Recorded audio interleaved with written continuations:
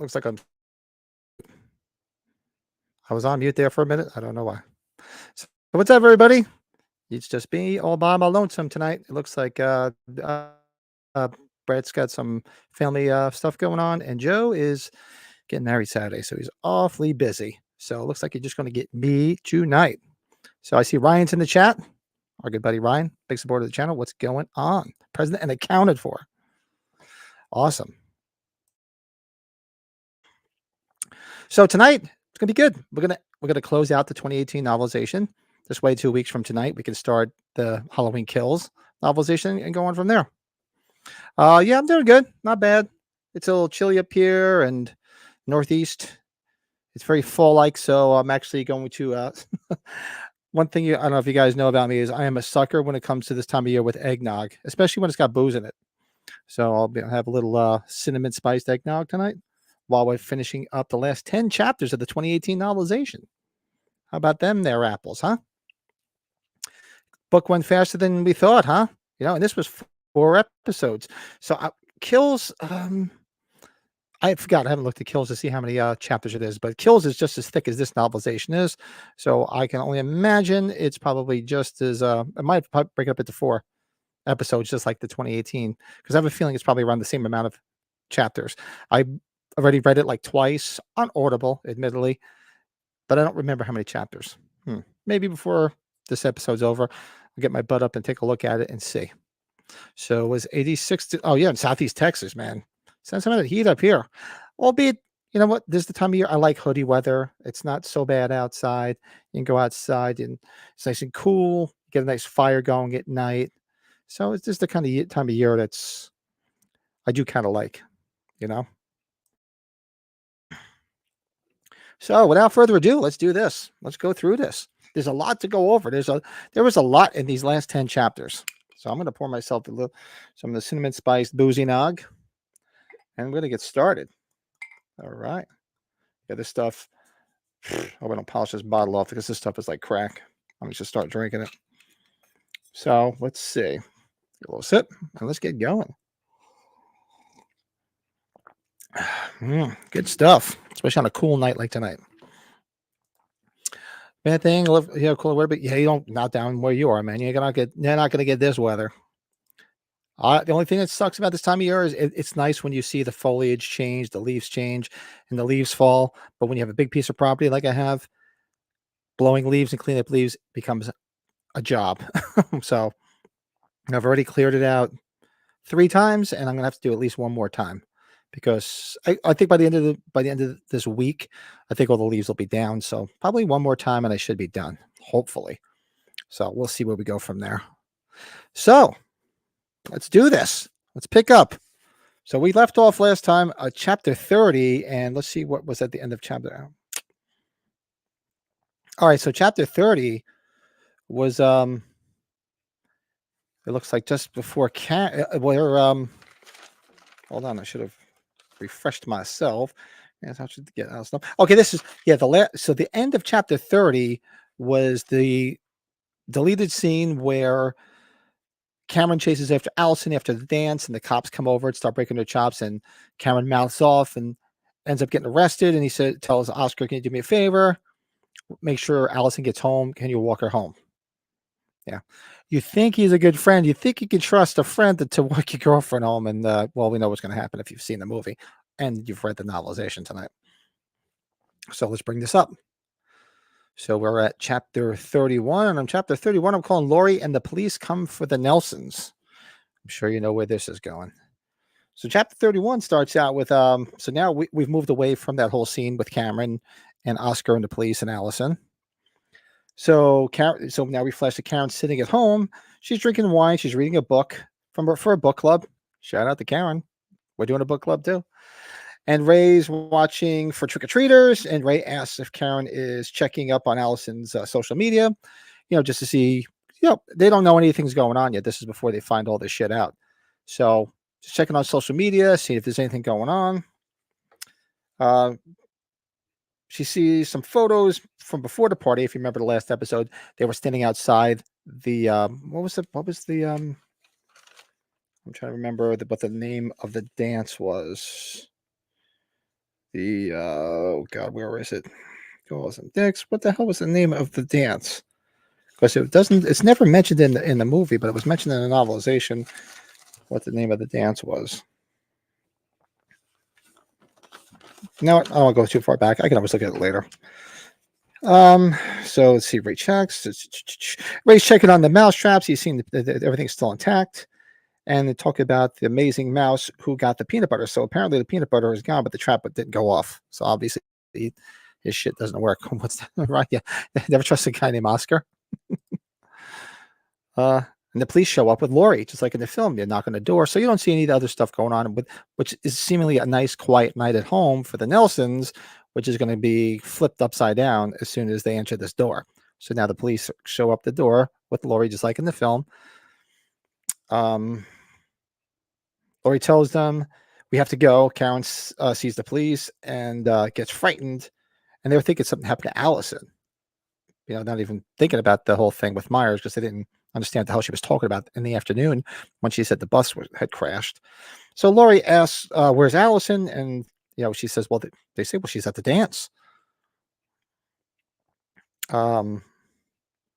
Lori says the police canceled the dance and sent everybody home. They shut it down because of the curfew, because of what's been going on.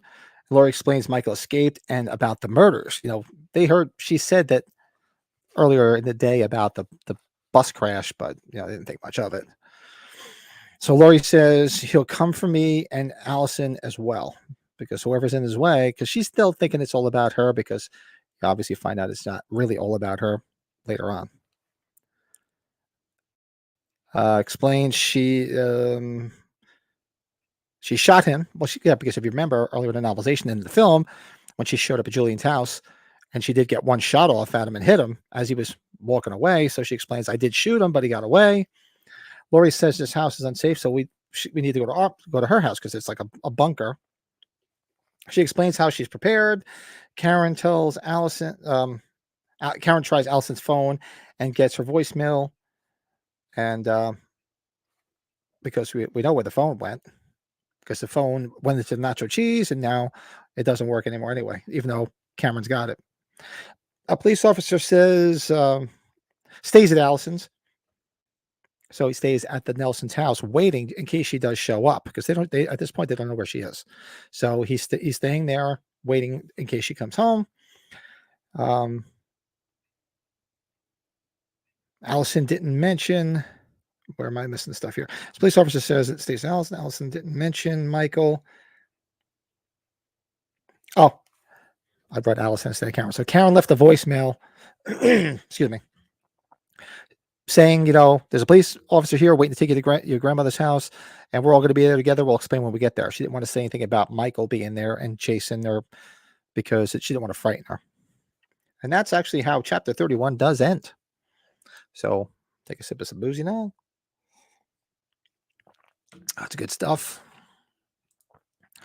All that peanut butter on his penis, and it didn't even work. Poor old Ray just can't win. It's like, yeah, obviously. Well, you know what? True story. Before I came in here to start this, my garage is right there. And this time of year, when it gets cold, I always leave my garage door open because I'm always doing stuff. I'm always going in and out. So I tend to leave it open, but I always keep a mouse trap in the corner where if the mice come in, they always go to the same spot and try to get in the house. So this is the time of year when it gets cold up here and they all try to come in. So we can very easily get them with that trap. And I literally took a dead mouse out of that trap and just threw it out right before I came in here, believe it or not. So, and I did have a little bit of peanut butter on there. I didn't get it on my penis though. Yeah, I know how to put peanut butter on a mousetrap without getting it on my dick. Ray obviously doesn't. Hey, what's up, Byron? What's going on, buddy? So we just finished chapter 31. Lori and the police come for the Nelsons. So let's see, where are we going? What is chapter 32? Chapter 32 is Allison and Oscar take a shortcut. And Lord, we all know what happens when Oscar takes that shortcut. What's that? It only works. It only works on your dick. Well, apparently I'm doing okay because I got the damn mouse and I ain't spilling on me.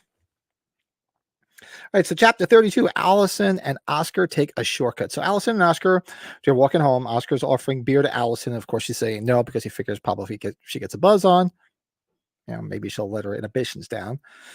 Allison's complaining about Cameron, how disappointed she is in him. And the whole time Oscar's hitting on her like, oh, you're such a pretty girl. You're the coolest girl in school, buttering her up. They see a police car go by with a spotlight and they hide. So that's actually Hawkins and Sartain driving around.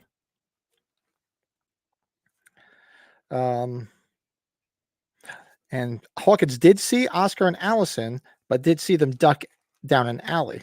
So he just figured they were a bunch of kids and they're just, trick or treating and they're just hiding from the cops. You just got to remember, for those that celebrate like Mischief Night or whatever you call the night before Halloween, it always tended to bleed over the shenanigans into Halloween. So I don't think Hawkins thought much of it.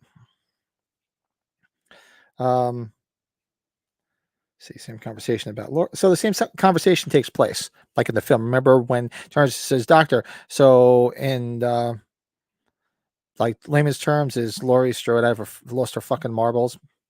Because they talk about the whole, her being the way she is for the past 40 years. And the Sartain goes into the whole thing, this has been intriguing me, the effect on the victimizer. Like, you don't give a rat's ass about her. Because he's obsessed with Myers. Sartain asks about the Myers house. He says the house was torn. So this is where it gets interesting. So, of course, we know the Myers house still exists and appears in Halloween Ends. But I guess when this novelization was made, it was before the movie did so well. They probably didn't know anything about it. So here, Sartain asks about the Myers house. And Hawkins says the house was torn down and turned into a community garden. So that's false, because Big John and Little John are living in it in Halloween Ends. And it wasn't like it was rebuilt. So we flash back to Allison, and Allison's obsessing over the events of the night. Oscar and Allison hop the fence for the shortcut, just like in the film. Oscar helps her over the fence and tries to kiss her like in the film. Of course, same conversation, just because if I'm not with Cameron, doesn't mean I want to be with you, because he's just being a jerk. Then, of course, he's going on, I'm sorry, I was so drunk. The girls I was all chubbed out. They were feeding me guacamole and all that other nonsense. So, yeah, he's just an asshole. And then, of course, the lights go on. And then she's like, lights, it's the sensor lights. And he has the same speech, like I said, to Allison about the whole, I got all chubbed out. The girls are feeding me guacamole and all these sexy positions or whatever. Nonsense. And then, so then he does, just like in the film, when he turns, he sees Michael standing in the corner of the Elrod's yard. And in the novelization, he turns and says, wow, Mr. Elrod, cool mask. So he thinks it's Michael, but he thinks it's Mr. Elrod, but he does see the mask. He thinks he's just wearing a mask. So I guess, Mr. Elrod was kind of a prankster. I mean, I don't know. You also got to wonder who these Elrods were. Were they old like they were in Halloween 2, which doesn't exist? Who knows? So, of course, the same conversation takes place where he's going on about the girl. He's talking to Mr. Elrod. He thinks he's talking to Mr. Elrod, but he's talking to Myers. So, scene plays out. And then, of course, he starts walking towards the gate, and the light comes on. And this is where it's slightly different. So, in the film, as he's walking, the lights go out. And as he turns around, the light, he doesn't see him by the tree anymore. And he sees him standing like to his left by the Elrod house. And here it's saying he's walking towards the gate. The light comes on, and as it comes on, he walks into Michael. And Michael slashes at him that way. So he actually walks into him, which would have been kind of cool. I mean, it was good the way it played out in the film, but it would have been cool. So he walks into him, and that's when Myers slashes at him. And that's actually how chapter 32 ends. It ends with them bumping into each other, Michael slashing poor Oscar, the dick. Yeah, Oscar got what he deserved. He was a dick. Yeah, I don't know if he deserved to die, but he deserved to get his ass handed to him for being a prick, You think you have a friend that you can trust, and apparently not. You can't. So we're going to chapter 33. Chapter 33, I'm calling Oscar's Demise and the Shape Hunts Allison. So chapter 33 starts off with Allison walking away from Oscar. She's passing a bunch of dumpsters, and a cat jumps out of a dumpster and scares her. this probably would have been in the film, would have been a good homage to Mr. Garrett when he goes to check on the storage room and the cat jumps out and scares him. She hears yelling and screaming, so she turns around and she runs. She sees Oscar running for Michael and Michael walking towards him. So that's when she gets the first glimpse while he's being chased in the novelization. Rather, it was a little different in the film. So the shape gets closer as Oscar gets stuck on the fence. Michael stabs Oscar in the back like the film. Michael pulls on Oscar's feet to impale him through his jaw. So you just think gravity took over in the film because you see him impaled and sticking out of his jaw. And here it's saying, no. He was holding on. He was losing strength. And then Michael grabbed his feet and pulled him down. That would have been a cool visual because that would just show you how evil he is. I don't know why they didn't show that. So Allison goes back calling for Oscar. Lights come on again, and that's when and she sees Oscar dead, just like in the film. And it makes note here that she hears him gurgling and choking on the blood. So he's on that fence and he's still alive when she's there, which you don't see in the film. Then she sees Michael and starts running. So she bangs on the door and people let her in, just like you saw in the film. She runs. The shape hunts Allison, just probably the best track of all three films. So she runs and knocks on the door. They do let her in. Unlike Laurie in the first film when she knocked on the neighbor, they would let her in. People let her in, and the police. Okay, so now we flash to the police, Laurie and the family. Karen and Ray. They're all driving to her house, and you see Michael walking around looking for Allison. So that would have been a good visual, seeing him look around, because you don't see that. So then Myers sees. So he's walking like you sort of see him in the film. So he sees the police car drive by and he ducks behind some bushes. That would have been cool. Just like sort of like in the first film where he was hiding. So, and then he's still hiding behind a tree because he's watching everything because you gotta remember, he wasn't that far away. So by the time she got there, people let her in. They called the police. He was walking towards her. So of course, when he sees the police cruiser coming towards him, he ducked behind a bush. So he's watching from afar and he's watching the whole events take place. So he's hiding behind a tree while Hawkins drives by and on the way to pick up Allison. Allison tells Hawkins what happened. Hawkins tells her it was okay to run just to save yourself. She's feeling guilty why I left Oscar there to die. Hawkins says he will take her to Laurie's where her family is, just like in the film. So the crowd wants answers from Hawkins, and he says the same shit that he sees in the film. Get back inside, lock your doors. You guys see anything? Just call 911. Oh, that's Joe. Yeah. So we'll see where we are. So, oh shit, that's the way chapter 33 ends. Oh, look at that. So what's going on here? So screw Oscar. That's definitely different compared to how Oscar. Yeah, it is, and I think the one difference, as sadistic as it sounds, a visual of Myers is pulling it down on him to make sure he gets impaled would have been pretty cool, and seeing him off in the distance behind a tree while Hawkins shows up and that whole scene plays out. Like if you could see him in the distance and nobody sees him, that would have been a cool visual too. All right, so let's see. That's the end of chapter 33. So let's do chapter 34. Chapter 34 is Laurie's house and Myers is down. So chapter 34, let me take a little sip of boozy nog. So chapter 34 starts with Laurie, Karen, Ray, and Philip, officers Phillips and Francis showing up at Laurie's house. Laurie got out to punch her code in to the gate because Officer Phillips asked, what's the code? And of course she wouldn't give it up. So she's like, no, I'll get out and do it because she doesn't trust anybody. So Ray and Karen complained about the back seat, how it's uncomfortable. I don't know what the difference was in the back of the police car. So the cops moved to the gate. And obviously Laurie gets out. So Karen walks. So actually, no, right here. Where did I thought I wrote this down.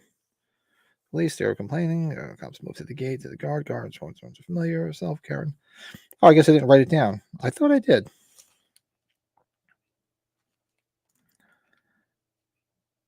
Oh, I'm thinking of something different, which is cool later.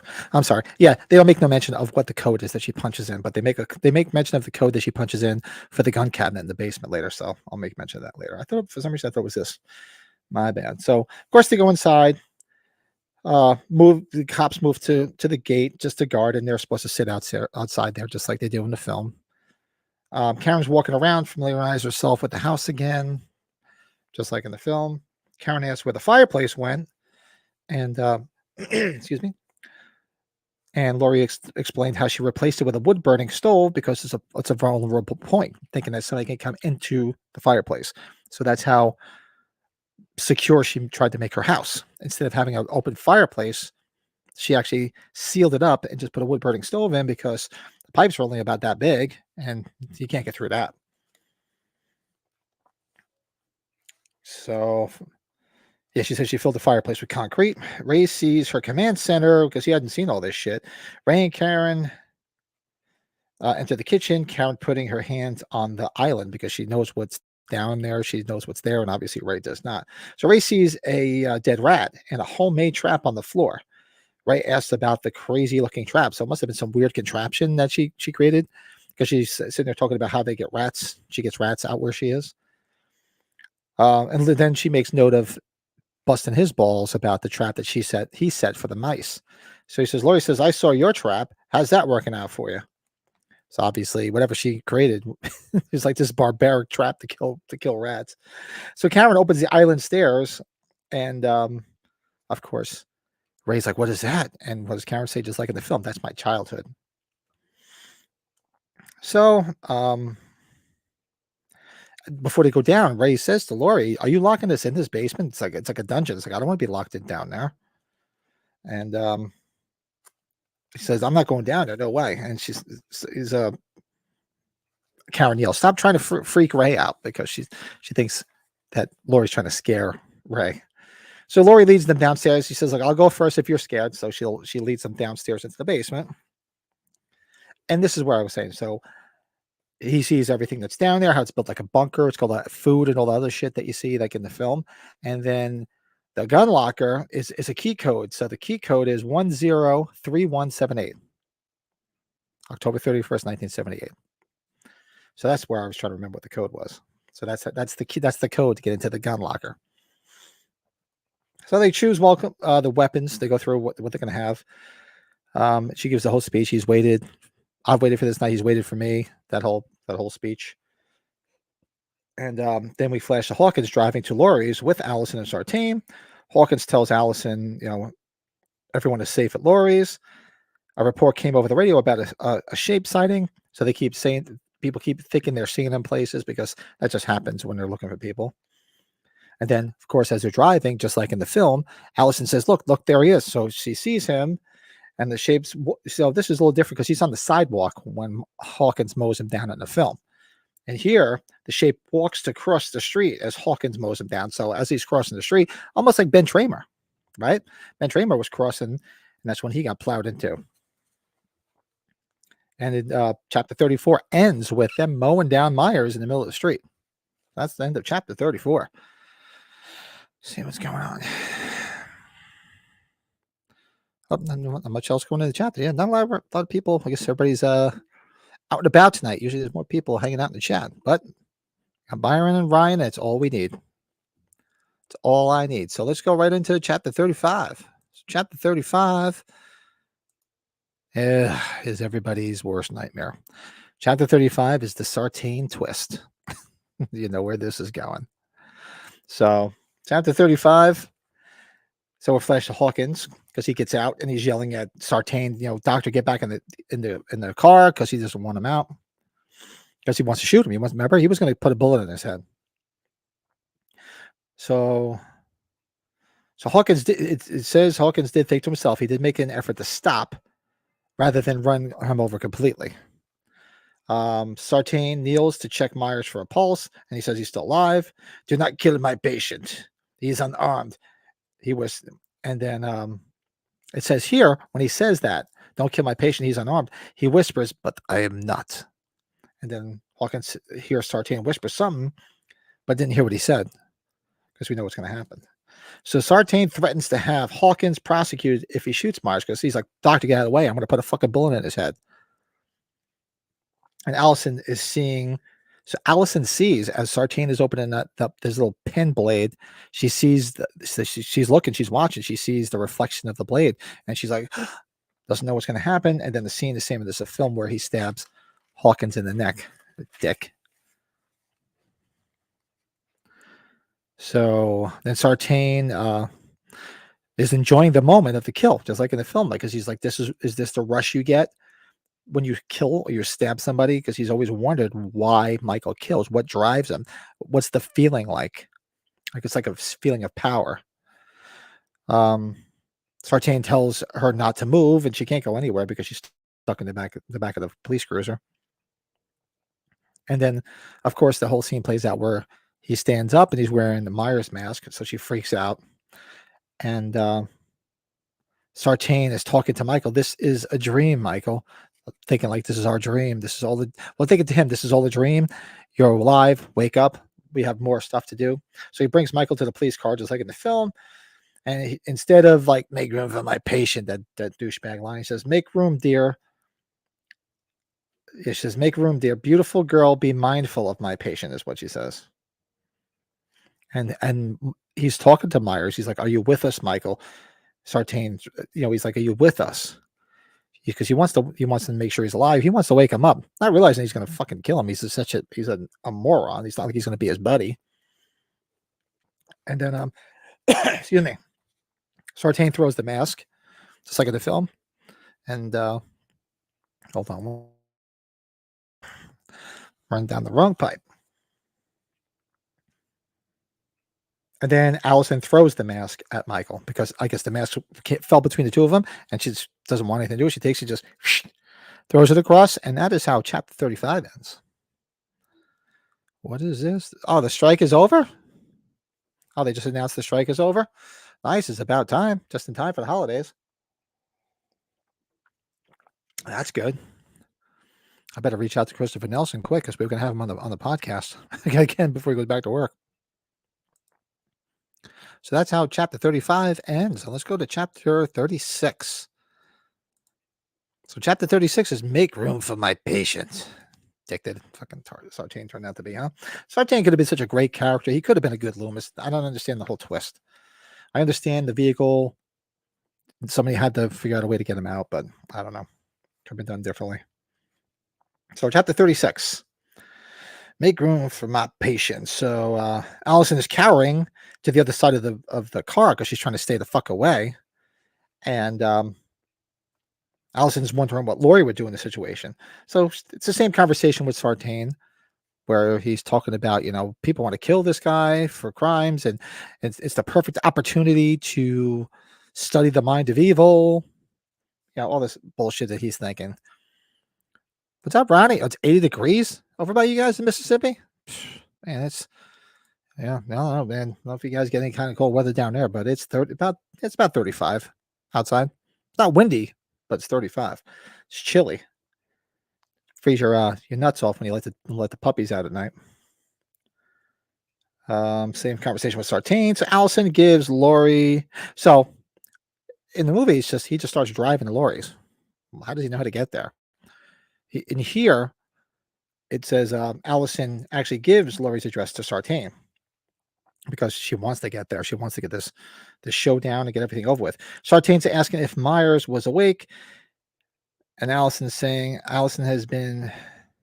Oh, and he's saying to Michael Sartain, Allison has been kind enough to invite us to the family homestead. So there's a lot more dialogue that takes place in the car. Sartain asks Myers, "You have what you need?" And Allison asks,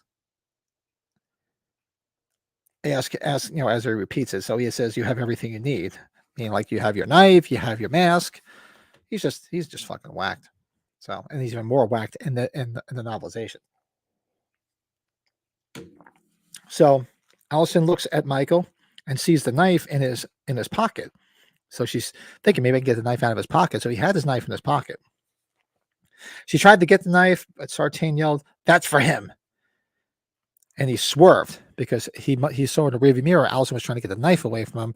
And as he's grabbing, she says, "That's for him." like he gave it to him, and swerves to send her flying across the back seat. Yeah, a lot more stuff that was going on in the vehicle and the police cruiser than you see in the film. So then Michael looks at her with the mask on, just like in the film, and Michael kicks at the cage, with the screen that's between the back and front seat, and then the rear window, because he starts going apeshit because he wants to get the fuck out. Sartain pulls over, and they see the other police car. So where they pull over is an eye shot of Francis and Phillips police cruiser outside of Laurie's house. So when they pull over, he sees the police car. And officers Phillips and Francis are eating, just like in the film. There's no dialogue between the two while they're eating. So Francis hears something, then sees Hawkins' car in the distance. So now they see Hawkins' car in the distance. Sartain says, "What a great spectacle to reunite two old friends, Michael Myers and Laurie Strode. An historic reunion." So Sartain asks Michael if he's ready.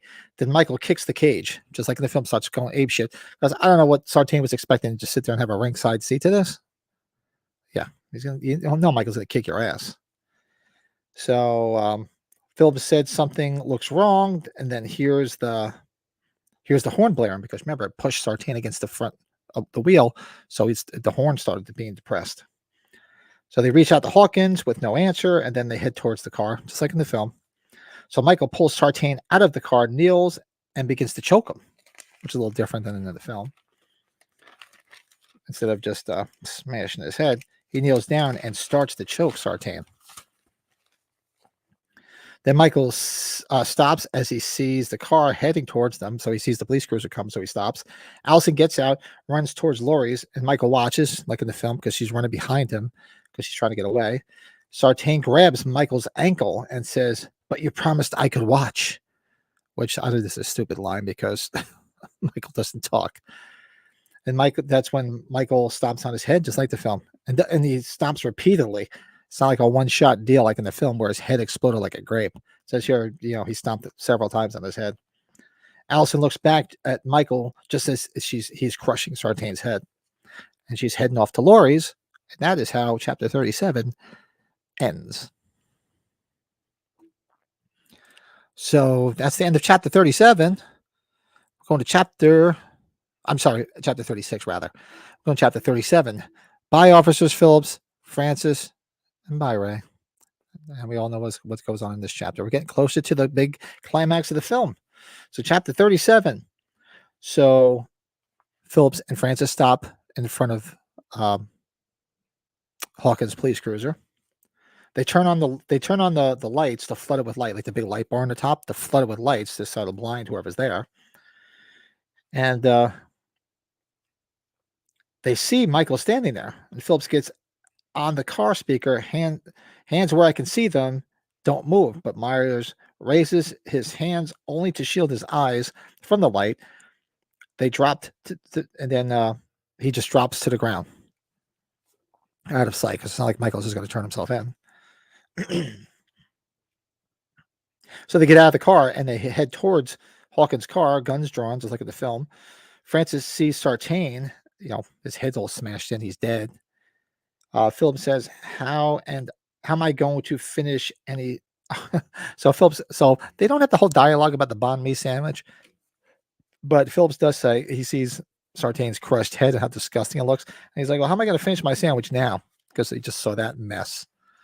So Michael hides behind their car, and while they're checking the vehicle out, Laurie's checking everything inside the house.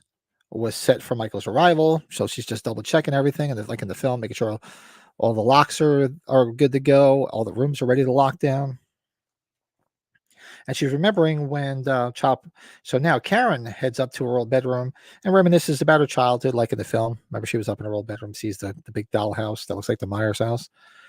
So she's remembering when Child Protective Services came, removed her from what they called the danger house.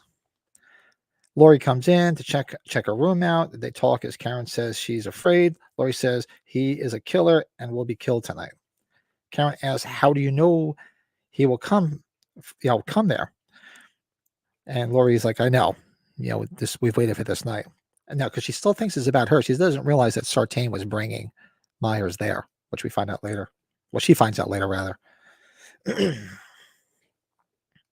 So Laurie apologizes for all this, and they hug. She says, "It's my fault. If it wasn't for all this nonsense, you would have had a normal life. I would have had a normal life. It's all my fault." So Allison arrives at Laurie's shooting range with the mannequins, like in the film, where she gets all freaked out, sees all the mannequins. So Ray leaves the basement. Now he sees the yo-yo upstairs, and he sees the yo-yo and untangles it. So just a little bit different than in the film where he goes downstairs and sees the yo-yo. So he's untangling it because he wants to play with it, to pass the time. So Ray sees the police car arrive on the security monitor, just like in the film. So naturally, he's thinking they're bringing Allison there. He has no idea what's about to happen, so he thinks they have Allison. So he heads towards a window to see the car. He unlocks the front door and heads outside. Ray's asking for Allison. Any word on Allison, just like in the film. So he heads over to the police car. Let's turn the page. And he sees, basically sees what you see in the film. It's pretty much identical. Philip's throat slit and Sartain's penknife in his ear. And Frank's, Officer Francis, his head was carved like a jack-o'-lantern with the flashlight. All the same. Michael approaches and chokes. So he chokes him with a wind chime chain, just like in the film. So that's how poor old Ray meets his demise. So yeah, goodbye, Officers Francis and Phillips, and goodbye, Ray. That's how 37 ends. So let's see. Chapter 38, I'm calling Laurie versus Michael, round 1. So Laurie comes downstairs because she heard something outside. Didn't make a mention of him shooting, because remember in the film he shoots the gun as he's getting choked, but it didn't make any mention in the novelization of him taking a shot, which would have startled her and would have alerted them. So she calls for Ray, and then she sees Myers back looking down at Ray, and she starts locking all the doors like in the film. He's here. She tells Karen, go downstairs, go to the basement. It's time. So Michael puts his fist through the front door. All this is the same as in the film where he puts the fist through the front door, grabs Laurie, tries picking her up, tries choking her. And then, of course, she blows off his fingers. Pretty much all identical. What's that, Byron? Ray wasn't interesting to begin with. Yeah, and I can't remember the guy's name, the actor. The actor's pretty good. I've seen him in a lot of other stuff. He's actually pretty funny when he does comedy. But yeah, it's his character was kind of forgettable. Like if his character wasn't there, nothing in the film would have changed. It would have changed whatsoever. That's usually how you can tell when a character is just a throwaway character, because if you pull them out and nothing changes whatsoever, yeah, that's how it works. So yeah, she shoots off Myers' fingers. So Laurie heads to the basement rather, turns off all the inside lights in the breaker panel. So Myers unlocks the locks and enters the house. Laurie tells Karen, this is it. We're ready. So they hear Michael, just like in the film. You can hear the floorboards creaking. They hear Myers walking around. She realizes she should have so she says to herself, she should have put cameras on the inside of the house with monitors downstairs. That was her one flaw, because as he's walking around, and if she had cameras in each of those rooms and monitors in the basement, she could have saw exactly where he was going. So she thinks that to herself, like, shit, why didn't I do that? So same speech between Laurie and Karen. You thought this was my cage. It's just a trap, that type of thing. So we can do this. We can kill him. Let's burn this motherfucker to the ground. That's what she says. So Laurie realizes he is above and shoots to the floor, which doesn't make sense, because then you're just dead given away that you're definitely downstairs. I don't know why she did that. So Laurie leaves the basement and she fires a shot through the closet. So she's looking around. There's more, because in the film, she kind of goes upstairs when she sees the blood. Here she's searching the first floor. She's shooting at the closets just in case he's there she's shooting before opening, which makes sense. Why give him a chance? And then she sees the blood drops and starts walking upstairs. So, and then of course she starts checking all the rooms, and then she's hitting that button for each, and which is bringing down the chain fence, cutting off each room. So if anything happens, if he tries to get in, he's locked in there, or he can't have a place to hide in those rooms because it's all locked down. She heads, yeah, makes, yeah. So she, yeah, basically that's. So then she heads up when she's upstairs. So she heads to her bedroom, and she remembers she closed it earlier, and she sees the door slightly open. So she pushes the door open with her gun, and that's how chapter 38 ends. She's arriving at well, like, I'm not going to say the final showdown, the second to final showdown, by going into her bedroom because she realizes she shut that door. So he opened up just a little bit, and she knows how Myers operates. He leaves like a breadcrumb trail, so you follow. You know how he does it in all the movies? He makes noise, he leaves something open, he does something to make sure you go there because he wants you to come in. So, chapter 39, I'm calling Laurie versus Michael, round 2, right? Enough said. All right. So Laurie enters the bedroom, just like in the film. So she sees drops of blood leading to the closet, just like you see in the film. So she shoots into the closet. Like I said, she's just shooting and asking questions later. And then she finds poor Ray in the closet. Instead of up on a shelf, like you see in the film, she just sees him laying dead on the floor. So in the novelization, he didn't put him up on a shelf like Linda in part 1. So then, of course, she heads towards the mannequin, and then Michael attacks from behind one of the mannequins. They struggle. She fires a shot into the ceiling. Laurie falls on the mannequins. Now, the fight scene's a little bit different. So she falls, knocks the mannequins over. She gets up, and she tries to stab him with the hunting knife, and that's when he grabs the arm because he overpowers her and twists it in and stabs her in the stomach. And they wrestle a little bit. She grabs his head. He grabs her head, and they just fight. Now she was biting his hand, rather, actually, if I remember correctly. And that's when he grabs her head and flings her.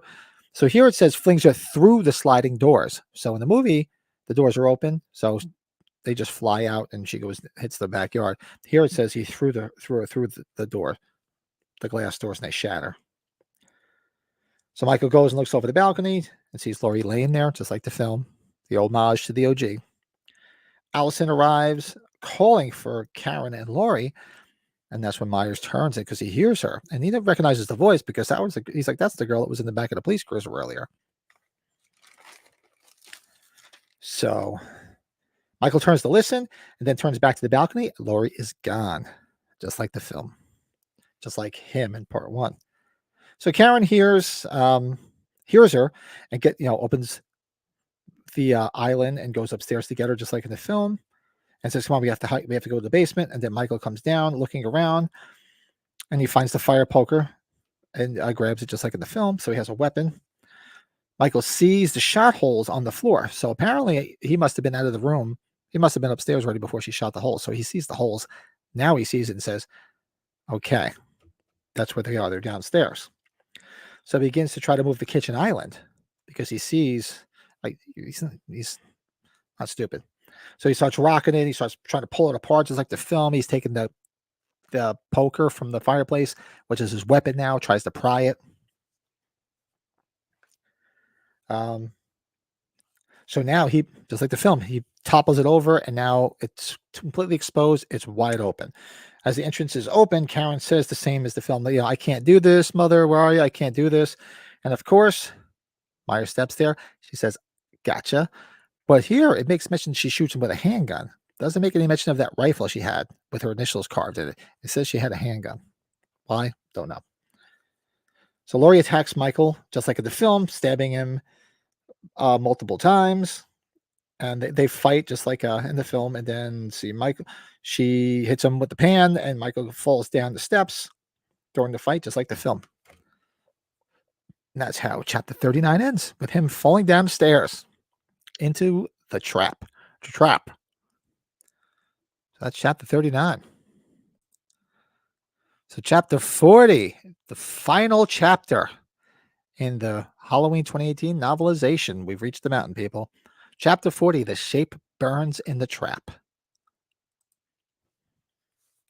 All right, so let's do this. So as Michael tumbles down the stairs, he clips Karen's leg, knocking her down and sending the handgun flying out of reach. So as he's going down, his leg hits Karen and just knocks her over and sends the handgun flying out of her hands. Otherwise, she would have had that handgun and could have kept shooting at him when he was trying to stop her from going up the steps. So that's why she has nothing. So Allison and Karen head upstairs. Michael gets up and he starts grabbing at Karen, just like the film. Michael grabs Karen's leg with his right hand because that's his good hand now, so he get a better grip. Not his left hand because that's where he's missing the fingers now. So Lori was a little bit in the daze. So Lori gets up, tells Karen duck, and hurls one of her security. So remember the top so this is a little bit different. If you remember in the film, right, she had a little command center right where that island is with a bunch of security monitors. Like the old style monitors are probably about this big, and they probably weigh like 8,000 pounds because they're freaking filled with electronics. So it says Lori gets up and she tells Karen to duck, and she grabs one of those monitors, hurls it down the stairs at Myers and hits him and knocks him down the steps with it. That would have been a pretty cool visual. So Karen pushes him away, gets away, rushes upstairs, and it says there's a hidden button. So instead of a little lever she pulls like in the film, it says there was a hidden button that she presses, and that's when the bars come and close off the entrance. Why it's a little different, I have no idea. And it makes note, Michael's still laying on the basement floor, and Lori sees if he's still breathing, and Lori says, he's still breathing, sort of laying there just like at the end of Halloween 2. So Lori leans against the wall because she's just exhausted. She's beat up. She's been stabbed, and says, he's contained, but he's not dead. So Karen said, I got this, Mom, just like you taught me. So she's the one that turns on all the gas instead of Lori, like in the film. So she knew where everything was because Lori trained her. So she turns on all the gas. And it only makes mention of all the gas valves being in the basement. In the film, they were all over the house. It only says here the gas valves in the basement. Well, figure if the fire starts in the basement, it's going to engulf the rest of the house anyway. So I don't know why. I guess it was more for effect that they did it in every room in the film. So Karen reaches for a box of matches, and Lori grabs and says, no, let me. So instead of using a flare, because that's what they used in the film, Lori lights the match and throws it and says, goodbye, Michael. So she says, Michael will burn in this house with all of the memories within it. And she's thinking of all the bad memories of what he created and hoping that by burning this, it'll cleanse everything. It's not going to kill him. It's going to burn all the bad memories of everything, of the way she's been for the past 40 years. So she's hoping that this is it. Of course, we know that's not true. So they head outside to the police car. So, because you think to yourself, why didn't you just jump in the police car, pull the dead bodies out, get in the police car, and take off? Well, in the novelization, they go look at the police car, thinking they could use it to get Lori to the hospital, but Michael had slashed all the tires. So he thought ahead. So there was no way to drive away. Karen picks up the yo-yo that Ray dropped, and she knew she knew that he was playing with a yo-yo, and she didn't know where he was. So she's like, Karen. So Karen says, Ray, what happened? Like, where is he? What happened? Lori says, I'm so sorry, because now she realizes he's dead. He didn't get away. He's definitely dead. So they go towards the road. They turn to see the house burning. They stop for a minute, pause, and see it burning. She's pondering, losing everything. She's thinking how she got her daughter and granddaughter. She's like, I've lost everything, but I've gained everything because she's bonded with her daughter and her granddaughter again, and that's exactly what she wanted. She didn't give a shit about all this other stuff. Burn it all down, let it burn, get rid of all that shit, and let it. She got exactly what she wanted. Myers gone, and she got her granddaughter and daughter back. Who just popped up in the chat? Hey, Travis, what's up? What's going on? See, so Lori hands Allison the knife. Lori said, this is it. Let me She said, what? Lori hands Allison the knife. She said, oh, and she says, Lori, she's thinking that she's dying. So she's like, this is it. Just let me go. And she starts to pass out. And they're like, no, no, no. We're going to get you to the hospital. You can't do this. Let's go. So a red pickup truck is driving down the road and they flag it down, just like in the film. So a man in a red plaid jacket, jeans, and a baseball cap says, need a lift? Karen says, we need a lift to the hospital. The driver says, sure, but I don't think you're all going to fit because he's only got the front seat in the truck. And they said, no problem. We'll just get in the back. So they watch as the house burns. While they drive away, Lori closes her eyes and relaxes for the first time or she's actually probably passed now from blood loss and she's just exhausted. So now flashback to Michael in the basement. So Michael gets up, climbs the burning staircase, and tries to breathe to break the bars free. So he's trying to get the hell out. Doesn't work. Michael keeps fighting to break free as everything burns, including his mask and his coveralls. Like I said, there was I mention of another movie after this. So Michael's hands begin to burn. Breathing is painful, but he still fights on because the shade doesn't give up. He doesn't feel pain. So at the back of the pickup truck, you see Allison checking on Lori as Karen ponders the loss of her husband. She's crying. Lori grabs Allison's hand to let her know that she's still alive. Allison says, grandmother. And Lori says, she just basically says, not today, kiddo. I mean, like, I'm not going to die. Like she says earlier in the film, like, are you going to kill yourself? She said, not today, kiddo. She's just saying, are you going to die? She's like, not today, kiddo. Allison lifts the knife, examining the knife, realizing Lori gave it to Allison as a source of strength and remembrance of what happened that night. And that is how the 2018 novel ends. So there's a lot of differences towards the end of the novelization from the film. And it's some cool stuff. Some stuff I could see why it's not there because it's filler. But some of the other stuff that would have been cool. There's several scenes that I think would have played out well had they put it to screen. And for all intents and purposes, I'm a fan of 2018. I thought I liked the film. Not a big fan of the Sartain twist. I think they took that character in the wrong direction. Thought they could have made a Loomis type character out of him, where he was out to save the world, much like a Loomis. But I understand why they did it, because they needed some way to justify Michael breaking out. But I think it could have been done a different way, because the whole transferring Michael on, around Halloween or on Halloween has been done to death.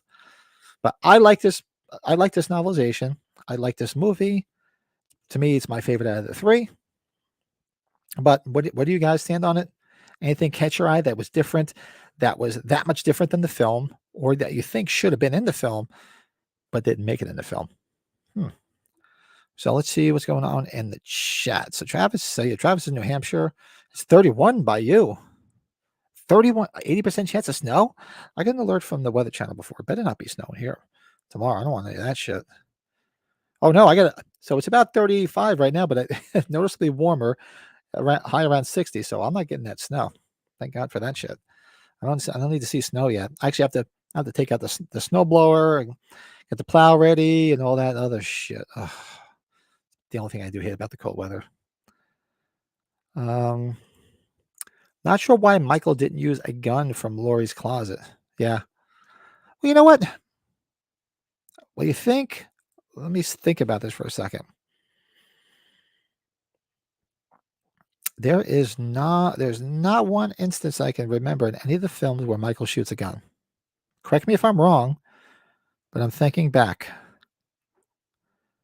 Let's see, 4, no. 5. Yeah, there's no instance so he does not use a gun.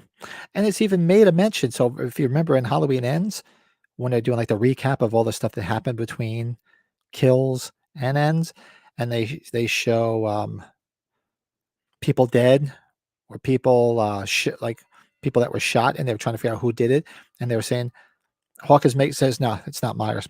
Michael doesn't use guns. So yeah, he doesn't use guns. He's not like Ghostface. He'll just use whoever he gets his hands on, which is he's primarily got that knife.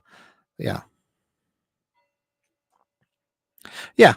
No, I had to actually think about it to make sure I wasn't wrong, but I think back all over the movies. No, never made use of any guns, or think about in part 4 when he's fighting Brady at the end. and Brady's trying to shoot him, and he just pushes the gun into Brady, knocks him down, and what does he do? He takes the gun, just drops it over the railing. He's like, I don't need this shit.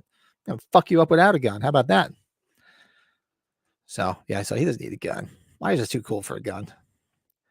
So yeah, so we'll meet in 2 weeks again to start up the Halloween Kills. Hold on, I'm just bringing some stuff up here. The Halloween Kills novelization. Now the same thing. If you don't have the book, you just go to it's. Don't believe there's any version of it on YouTube like some of the earlier ones. It's going to be just like this and probably ends. We have to go to Audible. It's on Audible. Or just buy the book and read it. Whatever is easier for you. I tend to do the Audible versions because I can listen to it back and forth to work because I don't have enough time to just sit down and read. So I do the Audible version. And if you don't have Audible, just go sign up for a month and you get like the first month free and you can knock it out. So it's pretty cool. So that's it. So for those that follow us on the podcast on Sunday, remember this Sunday there was no podcast because we're all busy. Because Sunday, see, Joe's going to be on his honeymoon. Sunday, I'm going to a concert Sunday night, and Brett may be in Wisconsin because unfortunately his father had an accident, and so he went up there to see if he needs any help. So let's see what I was saying. I think the novelizations get progressively better while the films themselves get. That's a good observation, Travis, because it's true. Because the Kills novelization is good, and the Ends novelization is 1,000 times better than the film. For the simple reason that everybody will see later on, and I know Travis, I know you read it. There's a lot more Myers in that novelization that they should have put the film. They shouldn't have made it the entire Corey story. That could have been a secondary thing. But this is my opinion. But yeah, so on Sunday there's gonna be Saturday night, Brett and I, well, it depends on what's going on with his dad.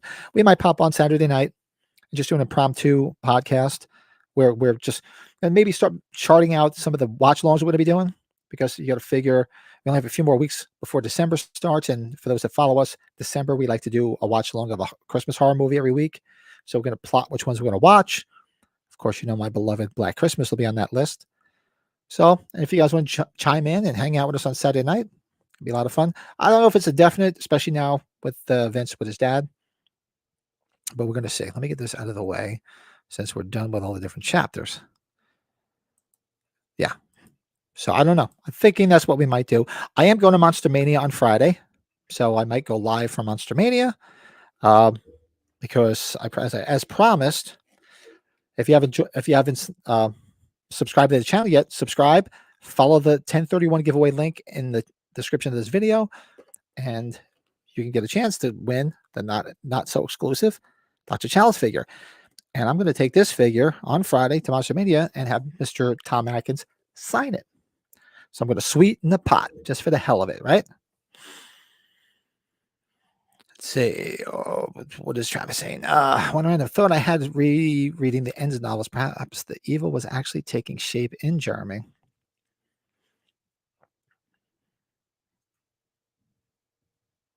Taking shape in Jeremy, but left him when he died. Well, refresh my memory with Jeremy. Why am I forgetting the name Jeremy and Ends?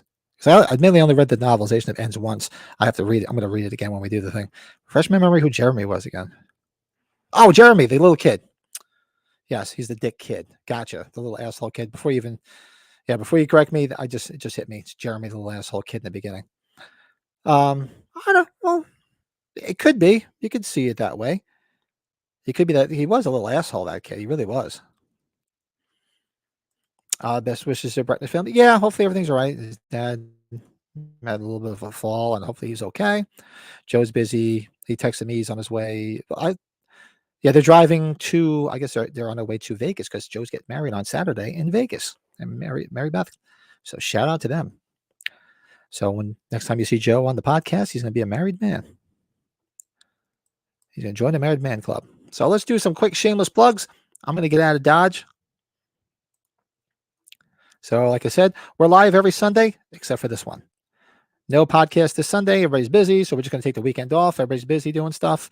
We may be around on Saturday night. Brett and I. It all depends on his schedule. Like I said, but you'll see it up on the channel. Friday, I may or may not go live. if I can, for Monster Mania.